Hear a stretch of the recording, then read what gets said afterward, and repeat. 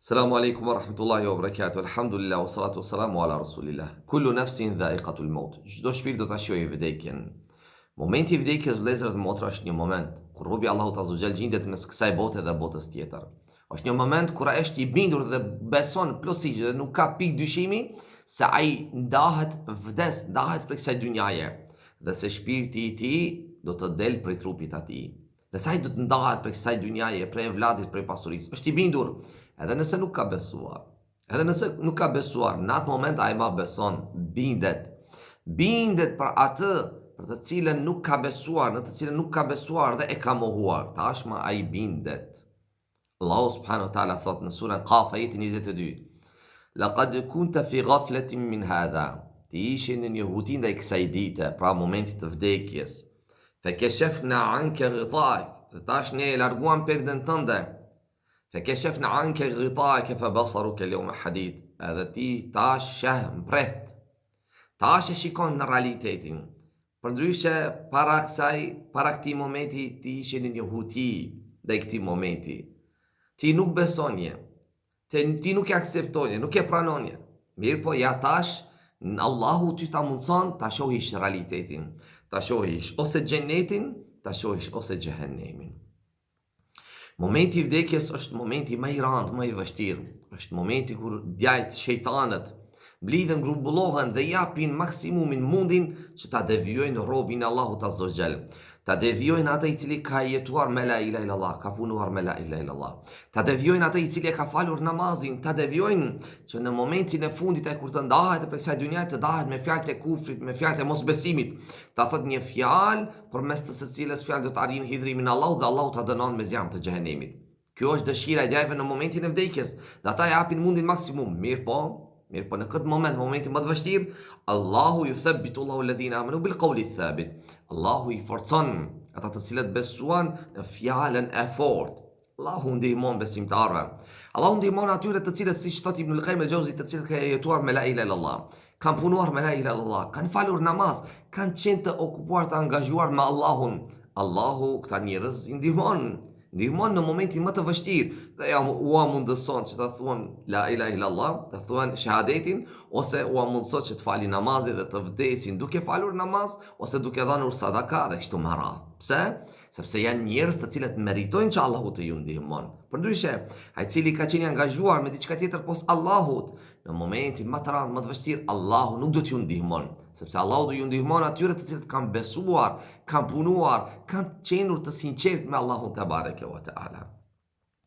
Në momentin më të vështirë, në momentin e vdekjes, Allahu subhanahu wa taala thot kështu: Inna alladhina qalu rabbuna Allah. Nuk ka dyshim se ata të cilët thanë se Allahu është Zoti ynë. Pra ata të cilët ju përulën Allahut, besuan në Allahun, kërkuan prej Allahut, mbështeten në Allahun, kaluan jetën për Allah, me Allah.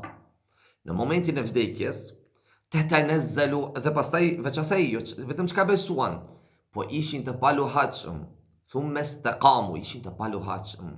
Tetanazzalu alehimul malaika. U vin atyre engjujt në momentin e vdekjes, në momentin më të rëndë, më të vështirë. Ju vin engjujt. Alla takhafu, mos u friksohuni, wala tahzanu, dhe mos u piklloni. Mos u friksohuni dhe mos piklloni. Wa abshiru bil janna, dhe myshde për ju xhenneti. Wa abshiru bil jannati allati kuntum tu'adun. Myshde për ju xhenneti që ju premtohej. Nahnu awliyaukum fil hayati dunya wa fil akhirah. Ne jemi ata që kujdesim për ju në këtë botë, në jetën e kësaj bote dhe botës tjetër. Çka? Siç thot Ibn Abbasi, Ikrimeja dhe të tjerë sahabët, se në momentin e vdekjes, kur e komentojnë këtë jetë kuranor, i vinë engjujt, i vinë me myshde, i vinë me fjalë të mira, të ëmbla, i thunë mos u frikso se për të ardhmen çka të pret, sepse ty të pret xheneti. Mos u mërzit për atë çka ke bërë në këtë dynja, në këtë botë, gjunahe, mëkate. Mos u mërzit. Dhe ne jemi ata që kujdesime për ty në këtë botë dhe botën tjetër. Ashtu sikur që ishim ne bashkë me ty, pra me laçet i thuen, ashtu sikur që ishim ne bashkë me ty në këtë botë, ne do jemi bashkë edhe në varr. Ne do jemi bashkë me ty edhe në ahiret. Pra, shoqërimin ton ti do ta kesh edhe në këtë botë edhe në varr edhe në ahiret. Pra do të jemi bashkë me ty dhe në urën e siratit dhe do të përcjellim deri në xhennet. Pra shoqërimi i engjujve për namaz falësit, pra ata që janë përullur Allahut subhanahu wa taala, shoqërimin e engjujve do ta kenë deri në xhennet. Ti jo falës si namazit, ti çdo herë je në shoqërimin e engjujve. Ti çdo herë je bashkë me engjujt, me melaqet, të cilët nuk do të shoqërojnë vetëm këtë botë, por do të jenë bashkë me ty deri në xhennet. Bashkë me ty deri në xhennet. نحن أولياؤكم في الحياة الدنيا وفي الآخرة ولكم فيها ما تشتهي أنفسكم ولكم فيها ما تدعون. Dhe ju në xhenet keni atë çka dëshironi dhe çka të kërkoni. Çka të dëshironi, çka të kërkoni, ju në xhenet do ta keni. Nuzulan min ghafurir rahim. Pritje e nderuar nga i cili i fal mëkatet dhe i cili mëshiron. Pra pritje mirë për Allahu te bareke ve teala si falës i gjunaheve dhe si mëshirues. Kjo myshde, kjo knatësi, kjo lumturi do të jetë për ata të cilët Allahut janë përullur. Ata të cilët namazin nuk e kanë lanë. Ata të cilët namazin nuk e kanë vonuar. Ata të cilët zemrat e tyre ishin të lidhura për namaz. Ata të cilët zemrat e tyre ishin të lidhura për xhami. Ata të cilët vetëm jetën e kalonin me Allah, për Allah. Siç është një rast, një familjar i ynë i cili jeton në Turqi, e majmen si i vogël, na tregon të një rast, ishte një njeri dhe sot e kësaj dite është gjallë, Allahu e shtoft ymrin, është njeri që namaz nuk lën kur një herë. Me të vërtet zemra e tij çdo herë ishte dhe është e lidhur ende për namaz. Një natë prej netve, pasi që ishim të grumbulluar të gjithë familja dhe na bënte muhabet në përgjithësi, si sebeb shkak muhabeti, ai harroi që ta falë namazin e jacis dhe mbetëm vonë. Shkoj të flenë, mirë po, ajnë si që nga të regonte, thot rrotullohesha më gjajtë më të majsh, gjumi nuk më zinte. Gjumi së më zinte, nuk e dine, thot se qka kam. Thot mas një kohë, thot më kujtua se namazin e jacis nuk e kam falur. Thot kër më kujtua se kam falur namazin, thot me njerë, thot u qova e mura abdesin e fala namazin, dhe thot me njerë më zuri gjumi. Këta janë njerëzit të cilët zemrat i kanë të lidhura për Allah.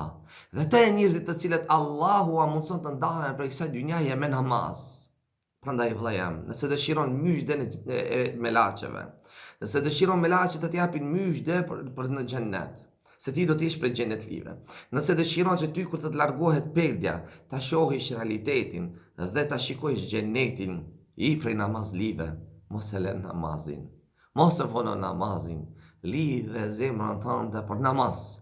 Kalo e jetën për Allah, kalo e jetën me Allah, vepro sipas fjalës la ilaha illallah, do ta shikojsh fundin yt.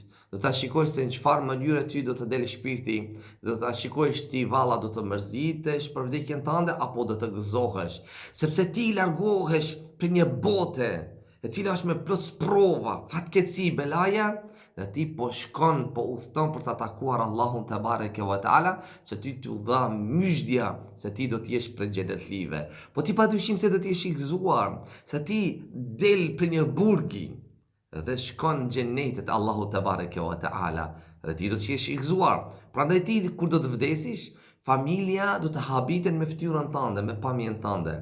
I bukur, i mirë, i buzëqeshur. Ka vdek, në momentin e vdekjes i bukur, i buzëqeshur, po, i kënaqur, i gëzuar, sepse Allahu do ta takon. Dhe se ka dalë prej burgit të kësaj bote, të kësaj dynjaje. E kundërta zullumçari, pabesimtari.